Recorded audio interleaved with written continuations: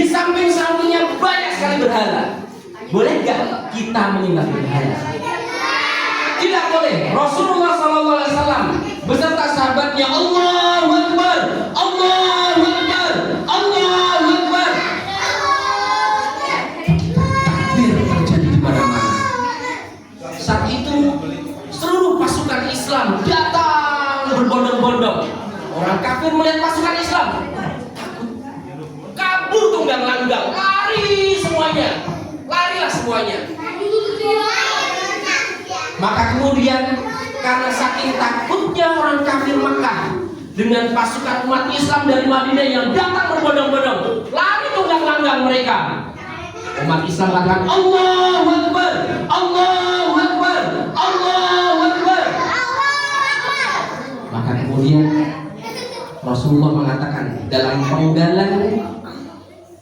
penggalan hadisnya, dalam penggalan pidatonya, semua orang berbondong-bondong pada takut, berbondong-bondong masuk Islam, tetapi ada juga yang tidak masuk Islam. Maka kemudian Rasulullah mengatakan, idhabu wa antum tulaqa, pergilah kalian, kamu bebas, terserah.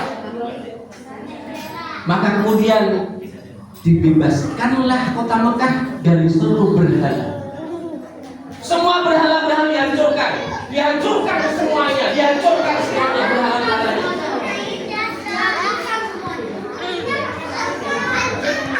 Karena di dunia ini hanya ada satu Tuhan yang harus kita sembah. Siapa namanya? Siapa namanya? Allah, Rabbul Alamin, Rabb Jalla Jalaluh. Maka di suatu hari, ketika semuanya sudah pergi tunggang-langgang, sebagian orang masuk Islam, sebagian tidak masuk Islam, maka kemudian Khalid bin Walid mendatangi sebuah tempat,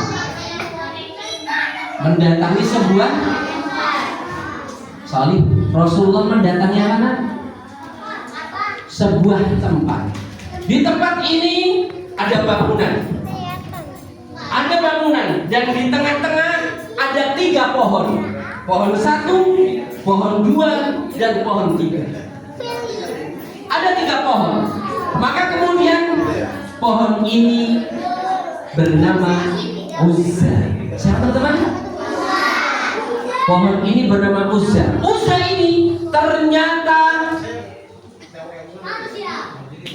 pohon. Uzza itu pohon, bukan manusia. Uzza itu ternyata adalah sesembahan orang kafir Quraisy saat itu.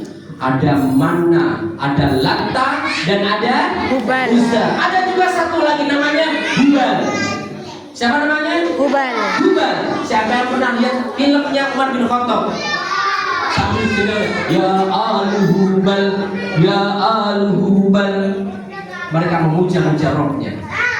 Saat itu juga Khalid bin Walid diperintahkan oleh Rasulullah SAW untuk menghancurkan Uzza. Tadi Uzza itu apa tadi Uzza? Pohon yang suka disembah-sembah oleh orang kafir Quraisy. Sembah-sembah begini. Maka kemudian Khalid bin Walid dengan kekuatannya ditebaslah semuanya.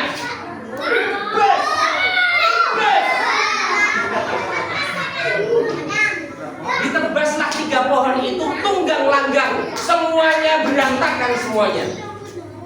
Khalid bin Walid ingin menegakkan Islam, hanya ingin di dunia ini yang disembah siapa? Allah. Maka kemudian Khalid bin Walid, mau dilanjutkan? Maka kemudian Khalid bin Walid ada Rasulullah.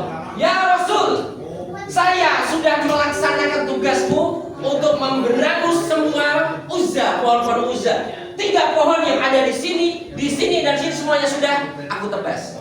Maka kemudian Rasulullah SAW mengatakan, ya Khalid, wahai Khalid, kamu belum melakukan apa-apa, wahai Khalid. Kamu belum melakukan apa-apa. Padahal Khalid sudah memberangus yang namanya pohon berhala tadi. Yang namanya apa tadi namanya? Pohon berhalanya namanya apa tadi? Uzza. Maka kemudian Khalid bin Walid disuruh oleh Rasulullah SAW, ya Khalid, pergilah kembali kamu ke sana. Maka dengan membawa pedangnya, Khalid mendatangi tempat Uzza tadi. Didatangilah. Ternyata di daerah dekat-dekat situ ada namanya juru kunci. Juru kunci itu biasanya ada orang-orang yang biasa merawat tempat berhala itu. Dilihat dari kejauhan di atas bukit, ternyata sedang ada perempuan yang dia itu menaburkan debu-debunya. Perempuan menaburkan debu-debunya di tempat Uzza tadi. Kalian tahu siapakah perempuan ini? Perempuan ini adalah jin penunggu Uzza. Ustaz ulangi, perempuan ini adalah jin penunggu Uzza. Perempuannya kemudian ketika menaruh debu-debu di atas kepalanya, jin ini, perempuan ini menaruh debu di mana? Di atas kepalanya. Maka kemudian Khalid bin Walid dengan sigap, dengan tangkas dan pemberani kemudian membunuh jin tersebut. Kemudian dipenggallah jin tersebut dengan pedang dengan tangan kanannya Khalid bin Walid. Dibunuhlah. Kemudian teman-teman semuanya, setelah Khalid bin Walid membunuh jin tadi, karena jin yang tadi itu selalu membuat kerusakan, selalu menyuruh kepada orang kafir Quraisy untuk menyembah jin tersebut. Akhirnya Khalid bin Walid membunuh jin perempuan tadi. Maka setelah membunuh Khalid bin Walid kembali kepada Rasulullah. Ya Rasulullah, aku telah mendapati di Uzza tadi ada perempuan. Kemudian aku bunuh dia. Maka kemudian Rasulullah mengatakan, ya, kamu sudah melakukan sesuatu. Berarti manusia boleh nggak takut sama jin? Baik, teman-teman semuanya, pelajaran yang bisa diambil dari kisah ini, pelajaran yang bisa diambil dari kisah keberanian Khalid bin Walid menghadapi jin. Yang pertama, seorang muslim tidak boleh takut dengan setan. Saya ulangi, seorang muslim, anak Nisrina, tidak boleh takut dengan setan. Tidak boleh. Tadi kita sudah belajar bersama satu ayat kursi. Gimana tadi depannya? Ayat kursi, Allahu la ilaha illa huwal hayyul, dan seterusnya. Banyak sekali kisah-kisah keberanian para sahabat terhadap jin. Ustaz baru menceritakan tentang kisah Khalid bin Walid. Mau kisah yang lainnya? Bagaimana keberanian para sahabat? Ada yang membawa batu kemudian dilempar jin itu. Ada yang mengajak bergulat. Ustaz Ain, silakan berdiri Ustaz Ain. Nah, misalkan Ustaz Amal orang Islamnya nih. Wah, ada jin kafir. Wah, diajak bergulat. Aku tendang, teman-teman semuanya.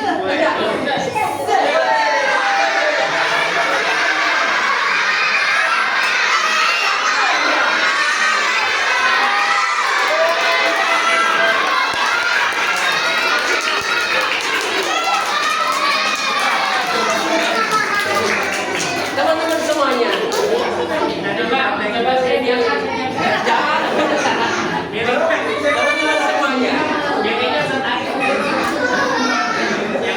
Pelajaran yang bisa diambil yang pertama, orang Islam, anak Nisrina tidak boleh takut sama hantu, sama jin, sama setan. Gak boleh takut, lawan aja. Wih, Ustaz, di sana ada pocong Ustaz. Ustaz, di sana ada pocong. Kamu bawa batu, kamu deketin, dia pengen Ustaz. Iya, jangan takut. Dibuat.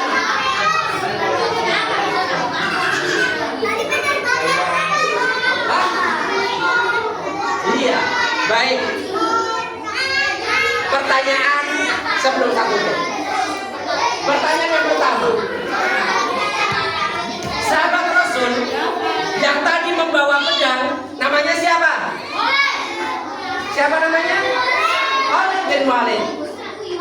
Berhala namanya apa tadi berhalanya? Uzza. Di dalam berhala tadi ada sesosok hantu atau setan yang menyamar menjadi perempuan. Apa? Perempuannya sedang ngapain tadi? Menamburkan debu ke dalam ke atas kepala. Kemudian apa yang dilakukan Khalid bin Walid? Dibunuh. Takut atau tidak Khalid bin Walid? Tidak takut, teman-teman semuanya. Sebentar lagi kalian akan pulang.